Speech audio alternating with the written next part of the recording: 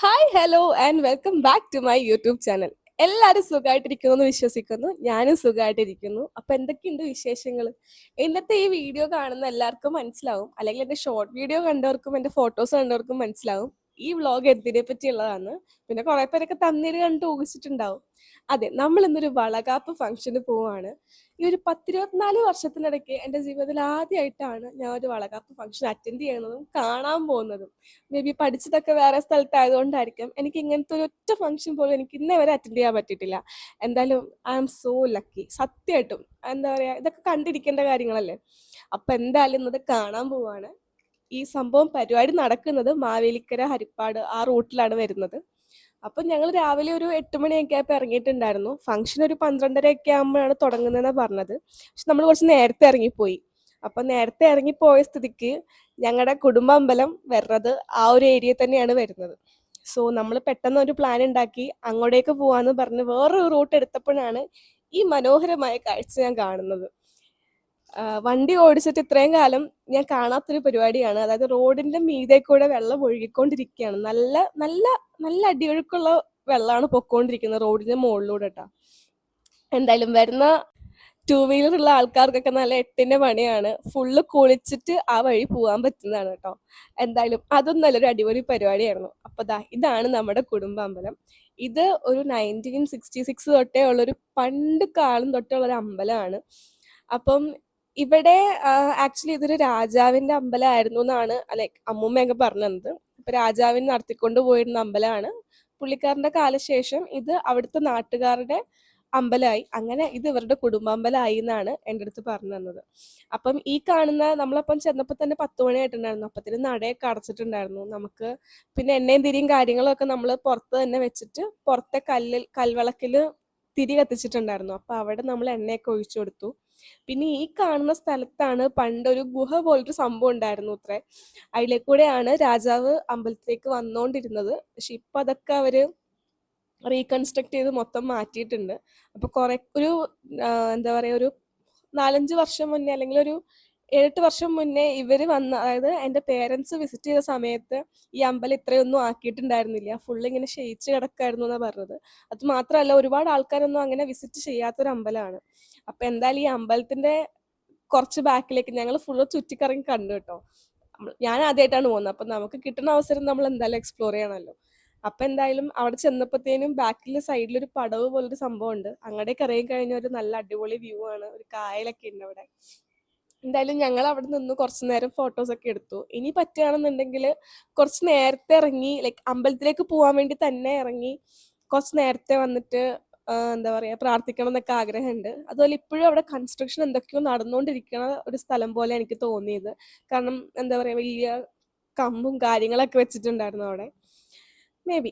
പിന്നെ ഞങ്ങൾ വരുന്ന വഴിക്ക് ഈ ഒരു താമര കണ്ടു. ഒരുപാട് താമരകൾ അവിടെ വെച്ചിട്ടുണ്ട് കേട്ടോ. പിന്നെ ഇതിനകത്ത് മാത്രമാണ് മുട്ടിട്ടിട്ട് ലൈക്ക് ഇങ്ങനെ ഒരു പെറ്റല് പോലെ കണ്ടിട്ടുണ്ടായിരുന്നത്. എന്തായാലും അവിടുത്തെ പരിപാടിയൊക്കെ കഴിഞ്ഞിട്ട് നമ്മൾ നേരെ ചെന്നത് നമ്മുടെ ഫംഗ്ഷൻ നടക്കുന്ന സ്ഥലത്താണ്.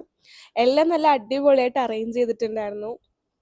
ഡെക്കറേഷനും കാര്യങ്ങളും ഒക്കെ അടിപൊളിയായിരുന്നു. അപ്പോൾ ഞങ്ങളാണ് ഫസ്റ്റ് ചെന്നത്.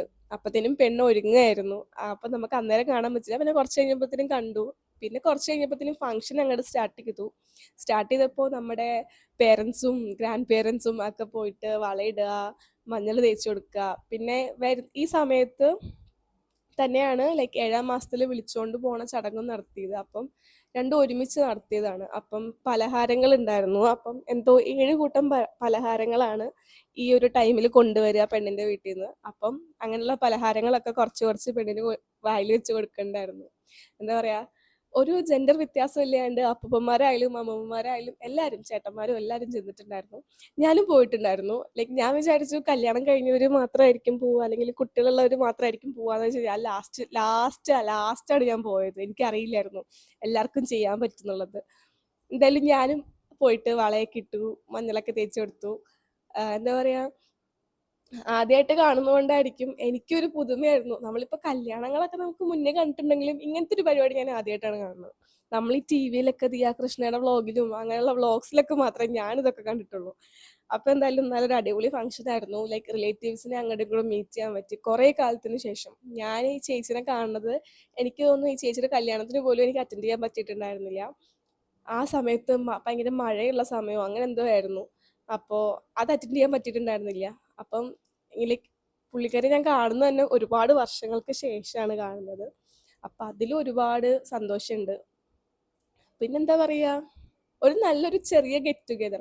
ഒരുപാട് വലിയ ഫംഗ്ഷൻ അല്ലെങ്കിലും നല്ല രീതിയിൽ സമാധാനമായിട്ട് പീസ്ഫുൾ ആയിട്ട് വളരെ കുറച്ച് ആൾക്കാരെ മാത്രം വിളിച്ചിട്ട് എന്താ പറയുക, നമുക്കറിയാവുന്നവർ മാത്രമേ അവിടെ ഉള്ളൂ.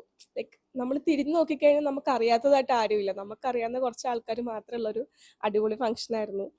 എന്തായാലും നിങ്ങൾ ആ ഫംഗ്ഷന്റെ ക്ലിപ്പൊക്കെ ഒന്ന് പോയി കണ്ടിട്ട് വരും കേട്ടാ.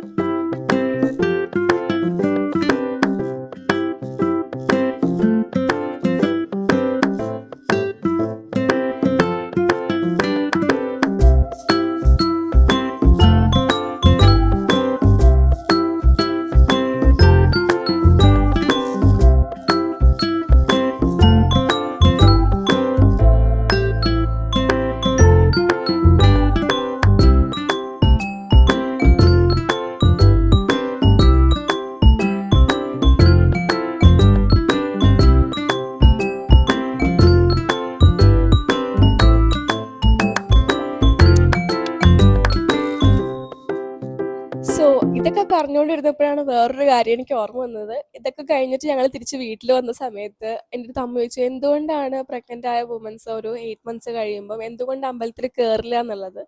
അപ്പം അതിന്റെ ഉത്തരം ആക്ച്വലി ദിയാകൃഷ്ണയുടെ വ്ളോഗിൽ ദിയാകൃഷ്ണ പറഞ്ഞിട്ടുണ്ടായിരുന്നു. ലൈക്ക് നമ്മുടെ വയറ്റിൽ കിടക്കുന്ന കുട്ടീനെ ദൈവമായിട്ടാണ് കാണുക. സോ അമ്പലത്തിൽ കയറി കഴിഞ്ഞാൽ ദൈവങ്ങൾ എണീറ്റ് നിൽക്കും. അപ്പൊ അത് പാടില്ല, അതുകൊണ്ടാണ് അമ്പലത്തിൽ കയറില്ല എന്ന് ഉള്ളൊരു ഇതുണ്ടെന്ന് പറഞ്ഞത്. സോ ഇതൊക്കെ ഞാൻ ആക്ച്വലി അത് ദിയാകൃഷ്ണയുടെ വ്ളോഗിലാണ് കാണുന്നത്. അത് കഴിഞ്ഞിട്ട് തിരിച്ച് വീട്ടിൽ വന്നപ്പോൾ അമ്മയുടെ അടുത്ത് ഇതേ ചോദ്യം ചോദിച്ചു. അപ്പൊ എനിക്ക് പറയാൻ ഉത്തരം ഉണ്ടായിരുന്നു. സോ നമ്മൾ ഇങ്ങനത്തെ വ്ളോഗൊക്കെ കാണുന്നത് നല്ലതാണ്.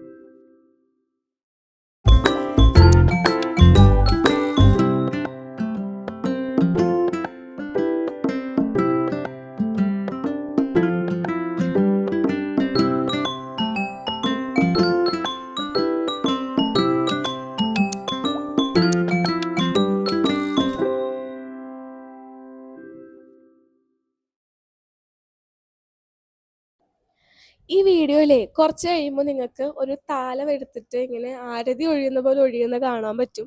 അതെന്താ സംഭവം എന്ന് ആക്ച്വലി പറഞ്ഞാൽ എനിക്ക് അറിയില്ല. ഞാൻ ഈ വീഡിയോ എഡിറ്റ് ചെയ്തിട്ട് വോയിസ് ഓവർ കൊടുത്തോണ്ടിരിക്കുമ്പോഴാണ് ഇങ്ങനൊരു സംഭവം ഉണ്ടല്ലോ, ഇതിനിപ്പോൾ എന്താ പറയേണ്ടതെന്ന് എനിക്കറിയില്ല.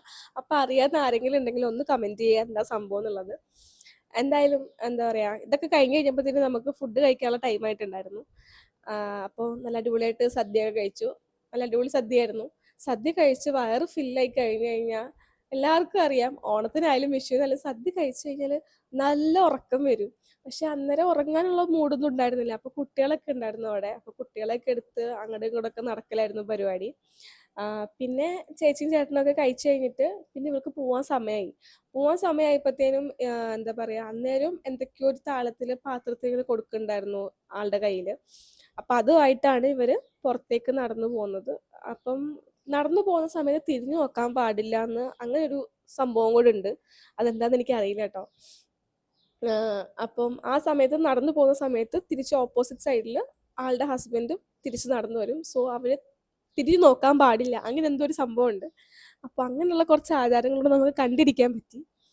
സോ ഇതായിരുന്നു എൻ്റെ ഒരു ചെറിയ വ്ളോഗ്. ലൈക്ക് എനിക്കറിയില്ലായിരുന്നു ഇതെങ്ങനെ എക്സ്പീരിയൻസ് ഉണ്ടാവുമെന്ന് എനിക്കറിയില്ലായിരുന്നു. അപ്പം ഞാൻ മറ്റുള്ളവരുടെ വ്ളോഗ് കണ്ടത് വെച്ചിട്ടും ഞാൻ കണ്ട എക്സ്പീരിയൻസും ആണ് നിങ്ങൾക്ക് ഷെയർ ചെയ്ത് തന്നത്.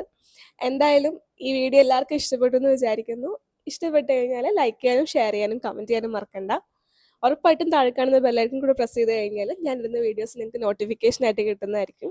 അപ്പോൾ ഇനിയൊരു പുതിയ വീഡിയോ ആയിട്ട് കാണുന്നവരെ Tata, bye bye and take care. ഇതേപോലെ കുഞ്ഞു കുഞ്ഞു ഫംഗ്ഷൻസും കാര്യങ്ങളും ഒക്കെ നിങ്ങളിലേക്കും എത്തിച്ചേരാൻ ഞാൻ മാക്സിമം ശ്രമിക്കുന്നതായിരിക്കും. എന്താ പറയുക, സന്തോഷമുള്ള കാര്യങ്ങൾ മാത്രം കാണിക്കുന്ന ഒരു വ്ളോഗായിരിക്കും ഇത്. എന്തായാലും ബൈ.